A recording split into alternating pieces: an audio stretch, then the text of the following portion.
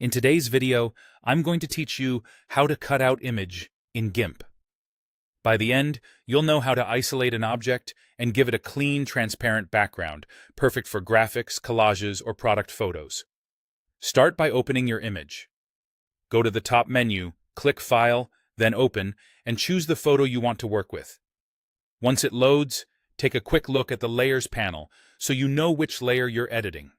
If you don't see layers, it's usually docked on the right in the default layout.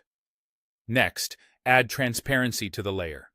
This is crucial because it lets the background become see-through instead of turning into a solid color. Go to Layer, then Transparency, and click Add Alpha Channel. If that option is already checked or grayed out, it means the layer already has transparency enabled and you can move on. Now choose the Free Select tool, commonly called the lasso. You can click it in the toolbox or simply press the F key. This tool lets you draw a custom outline around the subject. Before you start tracing, consider zooming in for accuracy using the zoom controls so your clicks land right on the edges. Carefully outline the object by clicking along its edges, placing short, deliberate points. The more points you add, the closer the outline will match the shape. Take your time around detailed areas like hair or curves. If you misplace a point, you can move it before you finish the outline. When you reach the starting point, connect the last point back to the first to close the loop. You should see a thin outline encircling your subject. Turn that outline into an active selection by pressing Enter.